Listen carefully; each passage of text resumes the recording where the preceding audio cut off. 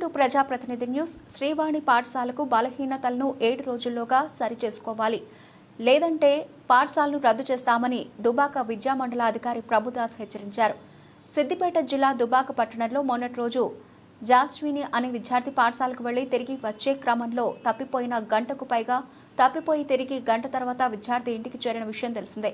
పలు పత్రికల్లో ప్రచురణ చూసి ఈరోజు దుబాక పట్టణంలో శ్రీవాణి పాఠశాలను ఆకస్మికంగా తనిఖీ చేసిన దుబాక మండల విద్యాధికారి ఈ సందర్భంగా ఆయన మాట్లాడుతూ శ్రీవాణి పాఠశాలను ఆకస్మికంగా తనిఖీ చేయడం జరిగిందని ఆయన పేర్కొన్నారు. పాఠశాలకు బలహీనతలను గుర్తించామని తెలియజేశారు. క్రీడా స్థలం, ఫైర్ సేఫ్టీ, సూచిక బోర్డ్స్, మూత్రశాలలు, స్పీడ్ బ్రేకర్స్ లేవు కనుక 7 రోజులుగా సిద్ధం చేసుకోవాలని అన్నారు. లేని ఏడలా పాఠశాలను రద్దు చేస్తామని మీడియా ముఖంగా తెలియజేశారు. ఈ కార్యక్రమంలో విద్యార్థిని తల్లిదండ్రులు, బంధువులు, రాజు, పిఎస్సిఎస్ వైస్ చైర్మన్ కాల్వ నరేష్, మజ శ్రీనివాస్, బండి నరేష్ తదితరులు పాల్గొన్నారు.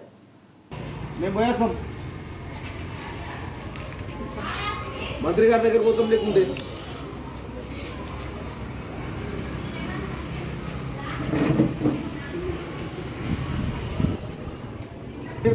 ఇసుక బోర్డు, అండర్లో ఉన్న క్లాసులు, ఇసుక బోర్డులు ఏడుంటుందే వాడు గోడనే కట్టే ఏడుంటుందే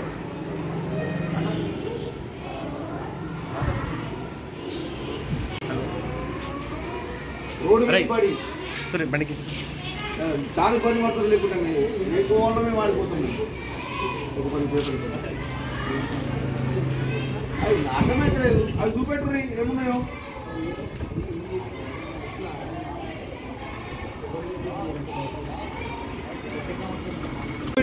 వేరేటోళ్ళు కాదు సార్. నేను రోడ్డు మీద మేము లీడర్ ఎందుకు ఏడిసి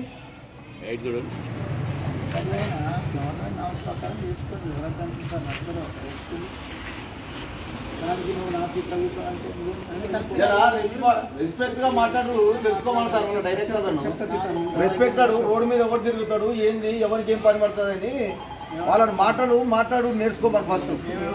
నేను నాతోటి వ్యక్తిగతంగా వచ్చే కాదు కదా, ఏదో మీ బాధలు నన్ను తిడుతూ కానీ నన్ను తిట్టాలంలో చెప్తాను. ఏం అవసరం సార్? 10 ఏళ్ళ నుంచి అగో నిన్ననేమో ఆయన సీసీ కెమెరా రీఛార్జ్ అయిపోయినాయి అన్నాడు. ఇవాళ గుర్తురాగో సీసీ కెమెరాలు ఉన్నాయన్నా. కాబట్టి ఎక్స్ట్రా నాలుగు కాదు ఉన్నాయి, పని చేస్తలేవు.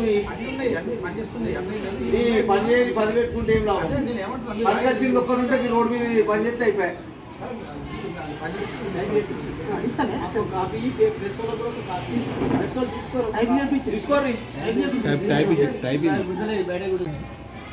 నాయకులు సీనన్నకు మరియు తమ్ముడు నరేష్కు మరియు భరత్కు, ఇతర నాయకులకు, పాత్రికేయ మిత్రులకు అందరికీ నమస్కారాలతో తెలియజేయడం ఏమనగా, శ్రీవాణి పాఠశాలలో మొన్న సాయంత్రం ఒక దురదృష్టకరమైన సంఘటన జరిగింది. ఒక అమ్మాయికి బదులు ఇంకొక అమ్మాయిని తీసుకువెళ్ళిన సంఘటన అత్యంత బాధాకరం. ఇక ముందు అట్లాంటి దురదృష్టకరమైన సంఘటనలు పునరావృతం కాకుండా కఠినమైన చర్యలు తీసుకుంటామని కూడా తెలియజేస్తూ, పాఠశాల యాజమాన్యం కూడా పూర్వ ప్రముఖుల పట్ల దురుస్తుగా వివరించిన అంశం కూడా నాకు పాత్రికేయ మిత్రుల ద్వారానే సమాచారం అంది. తల్లికి అలమటించినా భరిస్తాం కానీ ఆత్మాభిమానం దెబ్బతింటే ఎవరం భరించమని, గౌరవం ఖచ్చితంగా ఇవ్వాల్సిన అవసరం మన మీద ఉన్నదని చెప్పేసి సీరియస్గా పాఠశాల యాజమాన్యానికి తెలియజేస్తూ, కొన్ని బలహీనతలు పాఠశాలలో గుర్తించడం అనేటువంటిది జరిగింది. ఫైర్ సేఫ్టీ, తర్వాత సూచిక బోర్డులు, స్పీడ్ బ్రేకర్లు, క్రీడా స్థలము, మూత్రశాలలు సరిపడినంతగా లేకపోవడము, అండర్ గ్రౌండ్లో తరగతి నిర్వహించడం అనేటువంటివి ప్రాపర్గా లేకపోవడం వలన ఒక 7 రోజుల్లోపట వీటిని సిద్ధం చేసుకొని మన పాఠశాలకు వచ్చేటువంటి తల్లిదండ్రులకు కానీ గ్రామ పెద్దలకు కానీ గౌరవం ఇచ్చిపుచ్చుకుంటూ విద్యా వ్యవస్థను ముందుకు తీసుకువెళ్ళమని, అలా ఒకవేళ జరగని పక్షంలో తప్పకుండా ఉన్నతాధికారులకు ఈ పాఠశాలను రద్దు చేయమని సిఫారసు చేస్తా అని పత్రికాముఖంగా పెద్దలందరి సమక్షంలో నేను తెలియజేస్తున్నాను.